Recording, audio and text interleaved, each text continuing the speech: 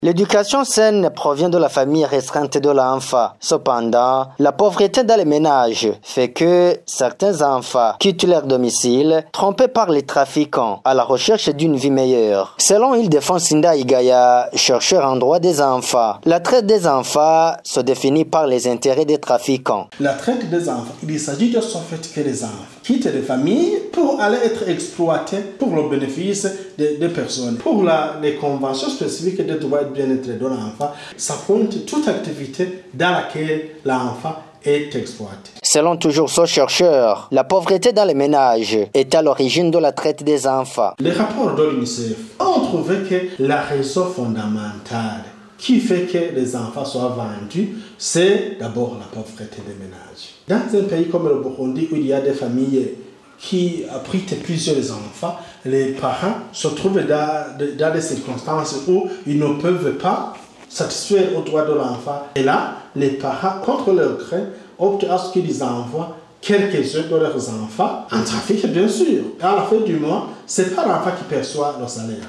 Plutôt, le patron de l'enfant, à chaque fin du mois, envoie le salaire aux parents. Du côté des parents, ils trafiquent des enfants pour s'aider, comme moyen de satisfaire au moins aux droits des autres enfants. Donc l'enfant devient sacrifice au bénéfice des besoins de ses frères et sœurs. Il y a une autre partie des trafiquants qui ne sont pas parents de l'enfant, surtout des voisins qui connaissent la situation économico-financière des ménages, qui disent, voilà l'enfant, tu vois, chez vous, vous êtes trop pauvre, vous ne pouvez même pas étudier, même là, ça vous voyez, n'est-ce pas que cette nuit, vous n'avez rien mangé. Et moi, je sais où vous pouvez aller, et là, quand vous y arrivez, vous serez traité, vous mangez l'argent, ainsi de suite. Et là, ce trafiquant, il corrompt l'enfant. L'enfant qui se sent peut-être qu'il s'agit de l'espace messianique où il va se rendre,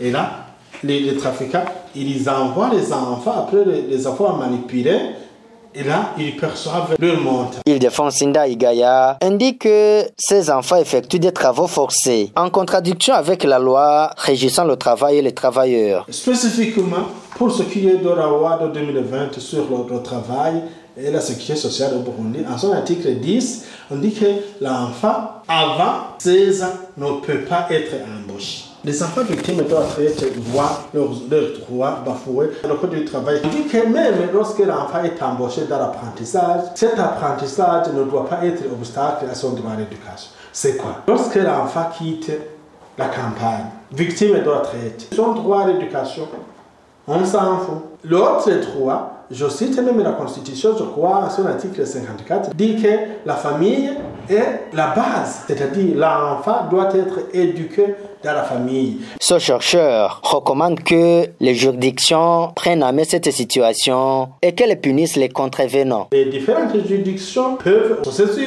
donc des parquets pour faire des recherches dans leur circonscription territoriale pour se renseigner si jamais il n'y a pas de trafic des enfants qui est en train d'être commis. Et si jamais les enquêtes sont confirmées qu'il y a des auteurs, des trafics devant la justice, et être condamnés. Et là, la loi pénale de 2017, en son article 246, dit qu'à chaque fois que l'enfant ou la femme est victime d'une traite, l'auteur est condamné de 5 à 10 ans et l'amende de 100 000 à 500 000. Pour mettre à terme le trafic des enfants, il faut que la machine judiciaire se ressaisisse et agir conséquemment. Le chercheur Ildefonse Ndaigaya appelle au ministère en charge des associations à rester vigilant pour que les associations qui facilitent l'envoi des travailleurs à l'étranger le fassent correctement.